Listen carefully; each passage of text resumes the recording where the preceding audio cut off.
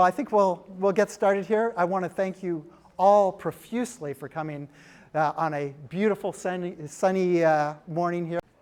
Open questions, problems, inaccuracies are in the EIS. As you probably know, it's about a 800 or 900 page document.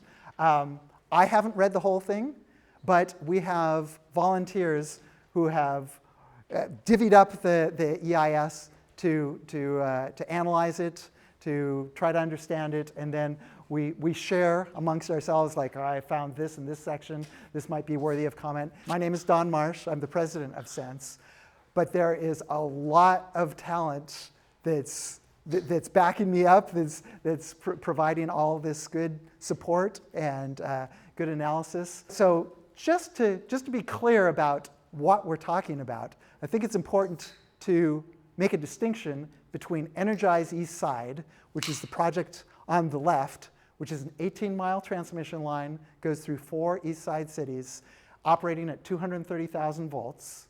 That's twice the voltage that's going on the lines that exist today. And then there's another project that has gotten a lot of attention. It's called the Lake Hills Transmission Line. It's 3 miles, operates at 115,000 volts. This is the project that PSE proposed to put down 148th Avenue, taking out 300 trees and really impacting an urban boulevard that we feel is sort of the epitome of the city and the park. Okay, just quickly, what is an EIS? An EIS stands for Environmental Impact Statement, and the intended purpose, as stated in this EIS, it says it's to identify reasonable alternatives that could attain or approximate PSE's objectives at a lower environmental cost. The EIS, we think, is doing a very poor job at its intended objective. So we wanted to let you know what we think are sort of the top 10 issues that CENSE is going to be addressing. Actually, just to even narrow it down to 10 things was really hard.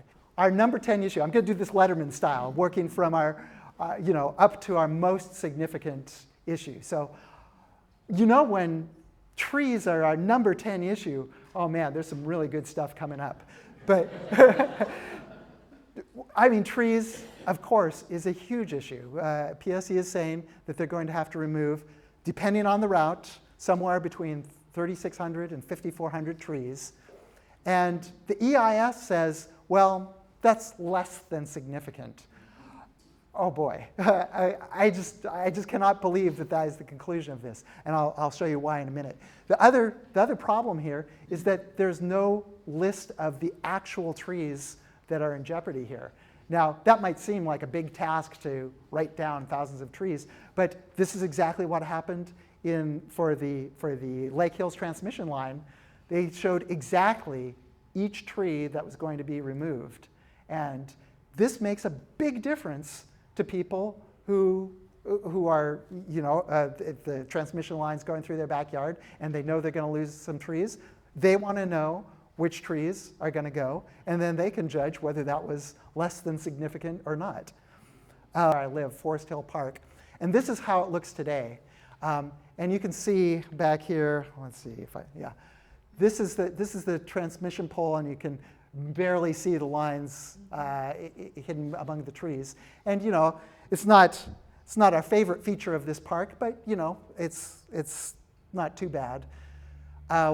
We got a guy involved who has a PhD from MIT, and he said, oh, I think I could do a simulation of what the new poles and wires would look like. And so this is what he came up with. Now, I'm going to go back and forth a minute here, because it's not just that the poles and the wires are now much more prominent, and the wires are thicker, so that it makes them stand out a little bit more. But also, you can see that there's some trees that went away. The number 9 issue is a really central question about how much this project serves local needs versus maintaining a very large transfer of electricity to Canada At the same time, we're having major outages of equipment on the east side. If this transfer was happening and was stressing PSE's equipment, PSE would call regulators at BPA and say, hey, we've got an emergency here. We can't sustain this level of power transfer. Can you cut it out? And BPA, within 15 minutes, could cut that electricity to Canada. Now, what would happen? Would lights go out in Canada? No, because Canada is self-sufficient regarding electricity. This is actually just a financial transaction that was set up by the Columbia River Treaty some years ago. And so we believe that you don't need to include this in the justification for a local project. Just this week, BPA announced that they are canceling a $1.2 billion transmission line that was going to run between southwestern Washington and northern Oregon. The purpose of that line was to facilitate large transfers of electricity to California. And what BPA found was that California doesn't need so much electricity coming from other places. They're putting in a lot of solar panels and batteries and other things that are addressing their needs. So this is not a need. So BPA figured out that they could use things like flow control devices and batteries to save customers hundreds of millions of dollars. In Southern California, there was an uncontrolled leak of methane gas that would have been used to serve peak power during just this last winter. They were very worried about it. The utility said, you know, we think we might have rolling blackouts. And Tesla came along and said, oh, you don't have to worry about that. We'll put a big grid battery in. We can do it in 3 months, and you won't have to worry. And so they did it. In 3 months, they had this battery, that's the actual picture of it, operating in Southern California. And we're saying, well, you know, this seemed to work out for them. Could it address our problems on the east side? There's been no credible analysis of this in recent times. There's some old data and old analysis that PSE has leaned on to dismiss batteries. And then they've exaggerated how much. They keep saying, well, it would have to be the biggest battery in the world. That's not even true anymore. There are very large batteries serving other places, but we don't need a huge battery to begin with.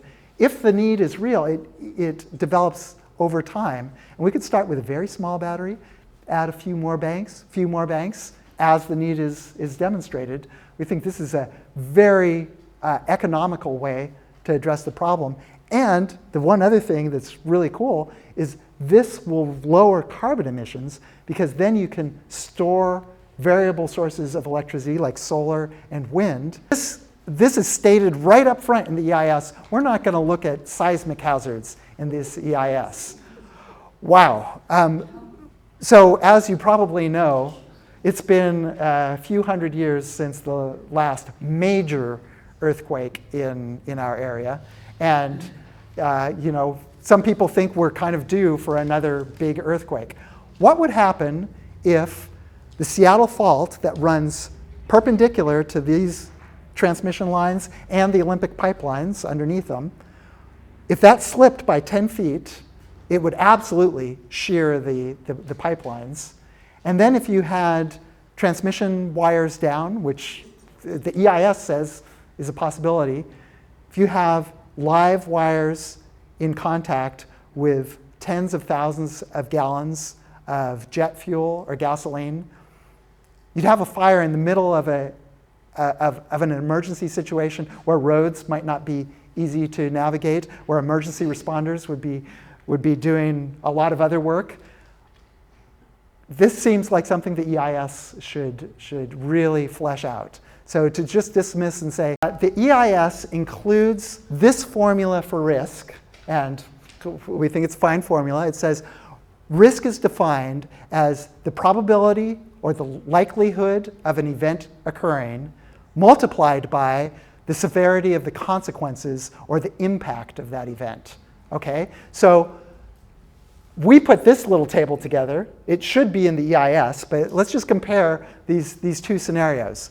PSE is talking about a rolling blackout. It is so unlikely that they are not actually telling you what the odds are. The odds are really astronomical that this could happen, but PSE just kind of uses, well, it could happen without telling you anything about the likelihood of it. What would the impact be? Well, we say it would be low because even if customers lost power, and we really don't think that would even happen, but if they did, within 15 minutes, BPA would cut the 1,500 megawatts that's assumed in this scenario, and power would be restored. So anyway, you multiply those two together, the likelihood of the impact, and we say the risk is low of a rolling blackout. A pipeline fire, okay, we can all agree, it's unlikely. You have to assume some things happen to get a pipeline fire, but we have seen 2 of these in the past 20 years, one in Bellingham and one in Renton, so they do happen. PSE's scenario has never happened. This, at least we've got a couple of data points that this can happen. The impact could be, in an urban area like East Side neighborhoods, it could be catastrophic. We're talking about a number of homes consumed by this, a pipeline fire. It's a little different from a gas pipe explosion, which is bad, as we saw in Greenwood in Seattle. It takes out things within a radius, but then it's usually pretty much done. Whereas a pipeline fire, you ignite this river of liquid and it starts flowing and taking out whatever's in its path. So we think there could be homes lost, potential for loss of life. So we think if you multiply an unlikely thing by a catastrophic impact, we think it's significant. This table should be in the EIS, and it's not there. In December, PSE, a contractor that was a consultant that was hired by PSE at CENSE's urging, we were sort of relentless on the safety issue, and PSE finally said, okay, we're going to get a consultant to look at this pipeline safety issue and lay your fears to rest. This came out in December, and the PSE immediately turned around and said, see, the safety report, the pipeline safety report says that this project is safe. If you actually read it, it doesn't say that. It says that PSE's preferred route violates safety limits. It has an unpredictable risk range. And of course, this is the route that is less than 300 feet from Tyee Middle School. Energize East Side will not reduce the number of power outages that we experience. This is very strange because PSE says this is a reliability project. But when we asked during a reliability update to the city of Bellevue, we said, oh, so how is this going to improve the number of outages and the duration of outages that we experience? Their liaison to city government said, well, actually, it's not that kind of project. So the outages that you experience are typically caused by storms, caused by things like this that happened on Newport Way just some months ago, actually, this year. Trees fell down and took out distribution lines. Distribution lines are the smaller lines that serve our neighborhoods. And those are the ones that are typically impacted in storms. And so Energize East Side does not change this equation at all, and PSE has admitted that. From the very, very beginning, we questioned the need for this project. And PSE explained the need in this very nice chart that shows electricity usage, actually demand, this is sort of the instantaneous demand on their system, increasing at a very fast rate during the years to come. And they said, well, this is because the East Side is growing so fast, our economy is growing so fast, that's why we think that demand is going to increase at this just incredible rate. The thing is that it's taken longer for this project to get going than PSE anticipated. And now they have data values. These were forecasts, 2014, 2015, 2016. These were forecasts that we now have, or PSE now has data for. And so we're going, oh, well, I wonder what those values are. Well, PSE disappeared this graph from their website.